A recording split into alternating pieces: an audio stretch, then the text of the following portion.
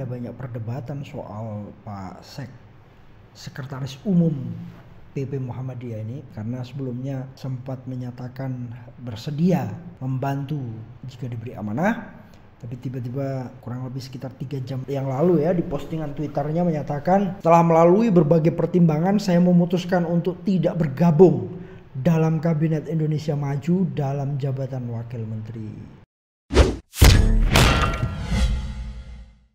Assalamualaikum warahmatullahi wabarakatuh. Kembali lagi di podcast Mas Mansuri, podcast yang menjadi suara bagi mereka yang tidak mampu bersuara, podcast yang menjadi suara bagi mereka yang tidak berdaya. Hari ini kita disuguhkan beberapa informasi yang cukup kuat beredar, yaitu tentang pelantikan menteri. Kemarin sempat ramai diskusikan, dibicarakan, dan kali ini kita akan angkat di Hot News Mas Mansuri. Tidak soal menterinya yang dilantik, tidak, tetapi sisi yang berbeda, yaitu menolaknya salah satu tokoh yang diminta untuk jadi wamen, dan beliau menyatakan tidak bersedia di detik terakhir. Menurut berita yang dilansir oleh kompas.co, nasional.com Tempo nasional.tempo.co pada hari ini tanggal 23 Desember 2020 jam 11.17 tadi, dengan judul menolak jadi wakil menteri Abdul Mukti, saya merasa tak akan mampu gitu. Jadi Pak Abdul Mukti ini Sekjen Muhammadiyah, PP Muhammadiyah ya. Tempo.co Jakarta, Sekretaris Umum Pengurus Pusat atau PP Muhammadiyah Abdul Mukti mengakui sempat ditawari menjadi Wakil Menteri Pendidikan dan Kebudayaan di Kabupaten Indonesia Maju, Kabinet Indonesia Maju. Dia mengatakan sempat dihubungi oleh Menteri Sekretaris Negara Pratikno dan Menteri Pendidikan dan Kebudayaan Nadiem Makarim. Kepada keduanya, Mukti mengaku sempat menyatakan bersedia. Awalnya saya menyatakan bersedia bergabung jika diberi amanah, kata Mukti melalui akun Facebooknya Abdul Mukti Rabu 23 Desember 2020. Namun setelah melalui berbagai pertimbangan, Mukti memutuskan untuk tak bergabung dengan kabinet. Ia menilai dirinya tak akan mampu menjalankan tugas tersebut. Saya merasa tidak akan mampu mengemban amanah yang sangat berat itu.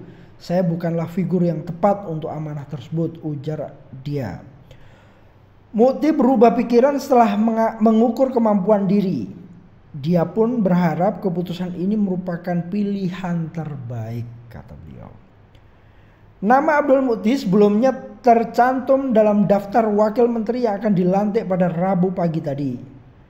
Namun dalam daftar teranyar namanya tak lagi tertera. Rabu 23 Desember 2020 Presiden Joko Widodo hanya melantik 5 wakil menteri, 6 menteri dan 2 kepala lembaga, 5 wakil menteri. Ia adalah Letjen Jenderal Herindra, Wakil Menteri Pertahanan. Edi Omar Sarif, Wakil Menteri Hukum dan HAM, ini dosen UI kalau nggak salah atau UGM ya. Lalu Dante Saksono Harbuwono, Wakil Menteri Kesehatan. Harfiq Hasnul Kolbi, Wakil Menteri Pertanian. Dan Pahala Nugraha Mansuri namanya itu, Wakil Menteri Badan Usaha Milik Negara. BUMN ada wakil tambahan 1. Adapun 6 menteri yang dilantik adalah Yakut Khaulil Qoumas, Menteri Agama. Ini mengganti Pak Letjen Purnawirawan Fahrul Rozi. Ini namanya Gus Tutut, putra asal Rembang ya, mantan wakil bupati, terus maju DPR RI, jadi sekarang wakil ketua Komisi 2 dan diangkat oleh Presiden menjadi Menteri Agama, dan kebetulan posisinya Ketua Umum GP Ansor ya, GP Ansor. Lanjutnya Budi Gunadi Sadikin, Menteri Kesehatan, dan Tri Risma Harini yang sempat menolak jadi menteri ternyata sekarang bersedia jadi menteri. Dan beberapa media saya sempat baca dia menyatakan bahwa kaget ditaruh di Mensos ya. Walaupun banyak sekali yang berpendapat berbeda, bolak-balik udah di Jakarta kayak gitu-gitulah. Ada selain Bu Risma ada Muhammad Lutfi, Menteri Perdagangan. Ini mantan Menteri Perdagangan zaman Pak SBY ya. Terakhir kedubes Amerika kalau tidak salah, dan ditarik ke Jakarta untuk menjadi Menteri Perdagangan. Wahyu Trenggono, Menteri Kelautan dan Perikanan, yang sebelumnya Wamen Pertahanan, Kementerian Pertahanan, sekarang jadi Menteri Kelautan dan Perikanan. Nah, yang terakhir adalah calon wakil presidennya Pak Prabowo nih, Sandiaga Uno, Menteri Pariwisata dan Ekonomi Kreatif. Walaupun ini ramai sekarang dibicarakan, nanti kita akan kupas di di podcast Hot News berikutnya tentang gonjang-ganjing Prabowo Sandi membantu presiden saat ini. Mantan rival jadi pembantu presiden sekarang. Berikutnya dua kepala badan, yakni Inspektur Jenderal Petrus Reinhard Golose, Kepala Badan Narkotika Nasional, dan Hartono Prawira Atmaja, Kepala Badan Restorasi Gambut dan Mangrove.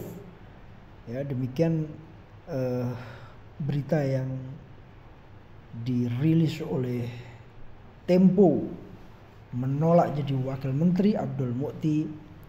Saya merasa tidak mampu. Memang ada banyak perdebatan soal Pak Sekretaris Umum PP Muhammadiyah ini karena sebelumnya sempat menyatakan bersedia membantu jika diberi amanah, tapi tiba-tiba kurang lebih sekitar 3 jam yang lalu ya, di postingan Twitternya menyatakan, setelah melalui berbagai pertimbangan saya memutuskan untuk tidak bergabung dalam Kabinet Indonesia Maju dalam jabatan wakil menteri.